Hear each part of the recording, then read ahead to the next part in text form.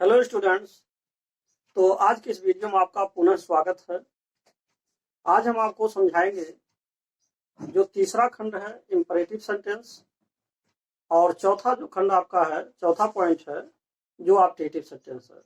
तो उनके कुछ उदाहरणों के बारे में और उनका निर्माण कैसे होता है, किस तरीके से बनता है, आइए हम इन्हीं चीजों के बारे में देखेंगे।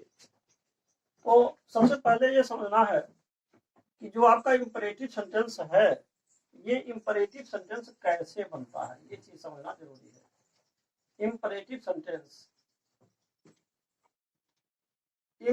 सेंटेंस कैसे बनता है, ये चीज जानना जरूरी है। तो इसके लिए केवल 4 सूत्र हैं। देखिए, पहला सूत्र है वर्ब की फर्स्ट फॉर्म। वर्ब की फर्स्ट फॉर्म से वाक्य शुरू। अगर कोई भी अंग्रेजी का वाक्य हो और उसमें सबसे पहले वर्ब की फर्स्ट फॉर्म आया हो तो वह इंपरेटिव सेंटेंस होगा। दूसरी बात यह है कि यह या तो डोंट से आना चाहिए, डोंट से, और या डोंट या डू नॉट। देखिए, डू नॉट का शॉर्ट फॉर्म ही हमने डोंट लिखा, तो चाहे डोंट लिखे चाहे डू नॉट से वाक्य शुरू। और तीसरा आपका है, तीसरा पॉइंट है नेवर से वाक्य शुरू। नेवर से वाक्य शुरू। और चौथा पॉइंट जो आपका है वो प्लीज या काइंडली, प्लीज या काइंडली से वाक्य शुरू। अब देखिए, ये तो आपका जो पहचान है, अंग्रेजी में पहचान है। अंग्रेजी के अगर वाक्य लिखे हो तो हम इस तरीके से पहचान कर सकते हैं। तो देखिए, इसमें पहले मिलान कर लेते हैं। जैसे ओपन द डोर लिखा है तो सबसे पहले जो ओपन आ रहा है ये वर्ब का फर्स्ट फॉर्म है, वर्ब की फर्स्ट फॉर्म है। तो ये वर्ब के फर्स्ट फॉर्म से वाक्य शुरू है, पहला।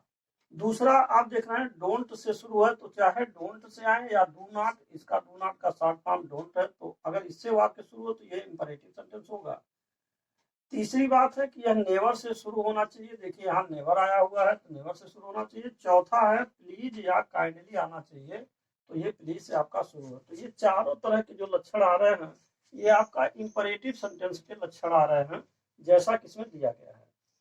अब अगर हम इसका अर्थ निकालें तो थोड़ा सा इसका मीनिंग समझ लीजिए कि मीनिंग क्या होता है, यानी इसका अर्थ क्या होता है, इसके बारे में समझ लीजिए कैसे होता है। जैसे ओपन द डोर माने होगा दरवाजा खोलो, दरवाजा खोलो।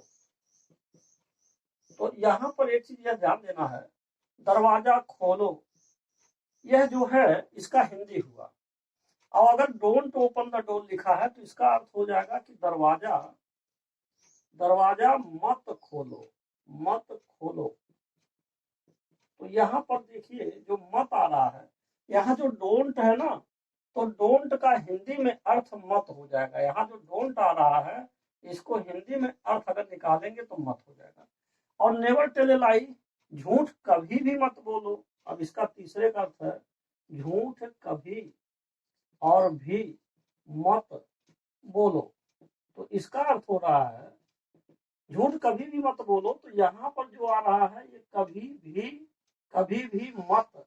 देखिए, केवल मत आने, अगर केवल मत आ रहा है तो उसका मतलब डोंट है, यानी कि डोंट से केवल और केवल मत का अर्थ निकाला जाता है। और नेवर से जब आप निकालते हैं तो कभी मत या कभी भी मत, यहाँ दोनों लिख सकते हैं, कभी मत या कभी भी मत।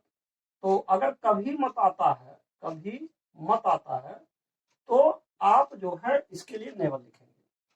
तो इस तरीके से नेवर टेल अ लाई, झूठ कभी मत बोलो। और चौथा जो प्लीज हेल्प मी है, तो इसका अर्थ हो रहा है कृपया मेरी मदद करो, मेरी मदद करो।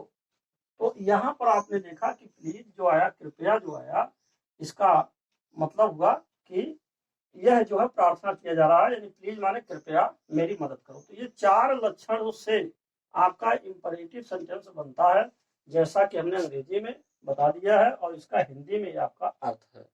अब एक बात यह भी समझना है कि what is imperative sentence, imperative sentence है क्या। तो देखिए, अगर हम इंपरेटिव सेंटेंस को हिंदी में अर्थ निकालें तो इसका हिंदी में अर्थ होता है आदेशात्मक वाक्य, आदेशात्मक वाक्य। तो इसका क्या मतलब हुआ, देखिए, इसमें इंपरेटिव सेंटेंस में कोई एक व्यक्ति किसी दूसरे व्यक्ति से कोई कार्य करने के लिए कहता है, और वह जो कार्य करने के लिए कहता है वह या तो आज्ञा होता है, या तो आदेश होता है, या तो सलाह होता है, या तो सुझाव होता है, या तो प्रार्थना होती है। तो कहने का मतलब आज्ञा, आदेश, सलाह, सुझाव और प्रार्थना जैसे जो वाक्य बनाए जाते हैं वो इंपरेटिव सेंटेंस के अंतर्गत आते हैं। तो अब इसको चूंकि आदेशात्मक वाक्य कहा जाता है, इसी को आज्ञा सूचक वाक्य भी कह सकते हैं, सलाह या सुझाव बोधक वाक्य भी कह सकते हैं, प्रार्थना सूचक वाक्य कह सकते। नाम तो इसके कई हैं, लेकिन मेन रूप से, मुख्य रूप से जो आदेशात्मक है ये मोस्ट पॉपुलर है। आदेशात्मक एक कॉमन नाम है, इसको इसलिए रखा गया। लेकिन इसमें ये मतलब ना समझिएगा कि केवल आदेश ही दिया जाएगा, आज्ञा ही दिया जाएगा। दरअसल बात यह है कि जब एक आदमी किसी दूसरे आदमी से कोई कार्य करने के लिए कहता है तो वह एक प्रकार से आदेश में ही वो आ रहा है, आज्ञा में ही आ रहा है। इसीलिए कॉमन वर्ड हो गया कि आदेशात्मक वाक्य। नहीं तो यह भी समझना है कि इसमें आज्ञा तो है ही, आदेश तो है ही, और साथ ही साथ सलाह भी है, सुझाव भी हैं और प्रार्थना भी है। तो इस तरीके से आप इसको समझ सकते हैं कि इंपरेटिव सेंटेंस में बहुत सारी चीजें इसमें छिपी हुई। देखिए, जैसे दरवाजा खोलो ये आज्ञा है, फिर दूसरी बात डोंट ओपन द डोर, दरवाजा मत खोलो ये निषेधाज्ञा है। आज्ञा है भी लेकिन निषेधाज्ञा है। और नेवर टेल ए लाई, तो एक तरह से इसमें प्रार्थना छिपा हुआ है, या सलाह है कि झूठ मत बोलो, ये सलाह इसमें छिपा है। प्लीज हेल्प मी, कृपया मेरी मदद करो, तो इसमें एक तरह से प्रार्थना है। तो ये था आपका इंपरेटिव सेंटेंस के बारे में, जो मैंने आपको बताया कि यह एक आदेशात्मक वाक्य है और जिनका निर्माण निम्न 4 तरीके से होते हैं और जिनका हिंदी में इस प्रकार से अर्थ है। तो अब आइए हम देखते हैं जो दूसरा पॉइंट है आपका, जिसको हम ऑप्टेटिव सेंटेंस कहेंगे। यहाँ पर हम 2 चीज आपको समझा रहे हैं, इंपरेटिव और ऑप्टेटिव के बारे में। 2 पॉइंट है यहाँ, इंपरेटिव और ऑप्टेटिव एंड ऑप्टेटिव सेंटेंस। 2 चीजों के बारे में मैं आपको समझा रहा हूँ। तो इंपरेटिव समाप्त हो गया। अब आइए देखते हैं कि ऑप्टेटिव सेंटेंस कैसे बनते हैं, उनके क्या लक्षण हैं। अब उनके बारे में जरा देखिए। तो अगला पॉइंट आपका आता है जो ऑप्टेटिव सेंटेंस है। अब इनके बारे में समझ लीजिए क्या है। नंबर आपका 4 है, number 4 optative sentence. Optative sentence क्या है, इसको हिंदी में हम क्या कहेंगे? तो अगर देखा ऑप्टेटिव सेंटेंस का हिंदी जो बनेगा उसको आप कह सकते हैं इच्छा सूचक, इच्छा सूचक वाक्य। अब देखिए, यहाँ इच्छा सूचक वाक्य के अंतर्गत क्या चीज का बोध होता है, इसमें क्या भाव व्यक्त होते हैं।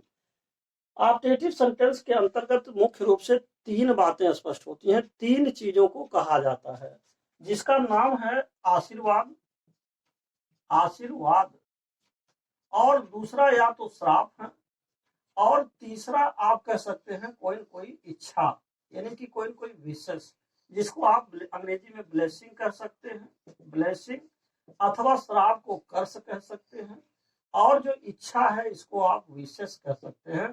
तो आप चाहे हिंदी में अथवा अंग्रेजी में इस तरीके से तैयार कर सकते हैं, याद कर सकते हैं।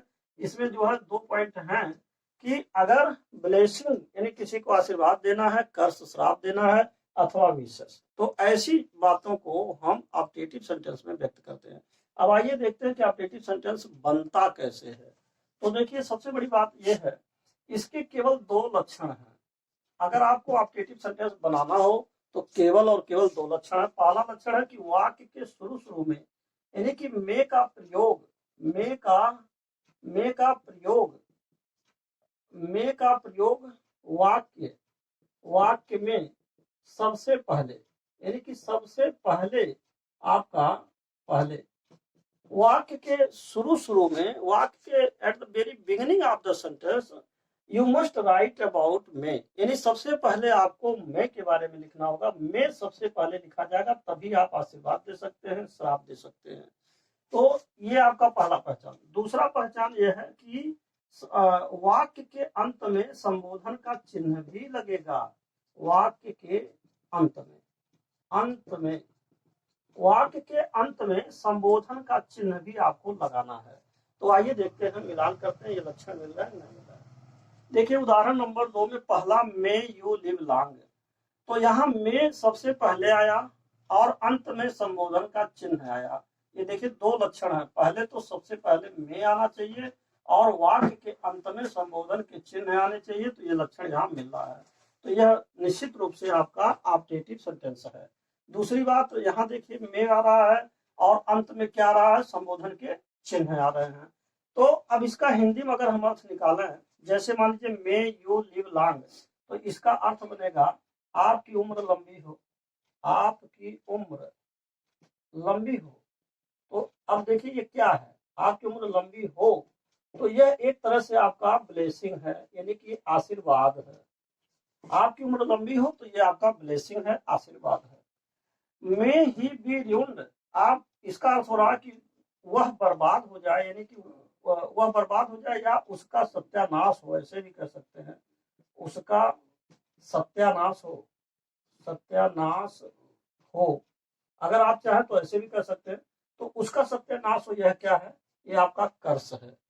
तीसरी बात है हैप्पी न्यू ईयर, इसके अंत में भी देखिए आपका संबोधन का चिन्ह लगा, हालांकि इसमें सबसे पहले में नहीं आया है। देखिए कुछ ऐसे भी वाक्य होते हैं कि जिसमें शुरू में में का प्रयोग नहीं भी किया जाता, लेकिन संबोधन का चिन्ह वाक्य के अंत में अवश्य आ जाता है। और ऐसा क्यों किया जाता है, इसके बारे में आपको कभी हम एक चैप्टर है जिसका नाम मोड है, जब हम उसको समझाएंगे तो वहां स्पष्ट हो जाएगा कि ऐसा क्यों होता है।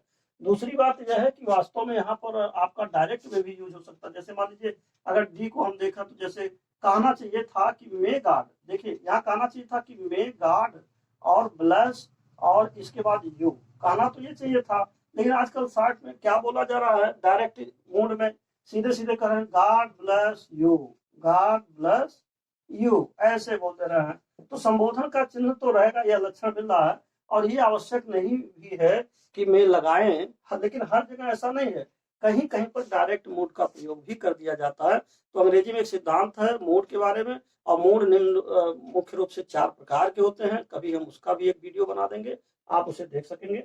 तो यहाँ पर मेरा मूल मकसद था 2 पॉइंट समझना। सबसे पहले अगर आपको ऑप्टेटिव सेंटेंस बनाना है तो वाक्य के सबसे प्रारंभ में सबसे पहले आपको में लगाना होगा, और अगर ये लक्षण मिल जाए तो ठीक है, और नहीं भी मिलता तो अंत में संबोधन के चिन्ह अवश्य लगाए जाएंगे। तो ये था आपका imperative sentence and optative sentence के बारे में। तो अब ये वीडियो यहीं पर समाप्त होता है। मैं आशा करता हूं कि आपको ये दोनों सेंटेंसेस अच्छी तरीके से आ गया होगा। तो अब ये वीडियो यहीं पर समाप्त होता है। आपने इसे देखा, इसके लिए धन्यवाद।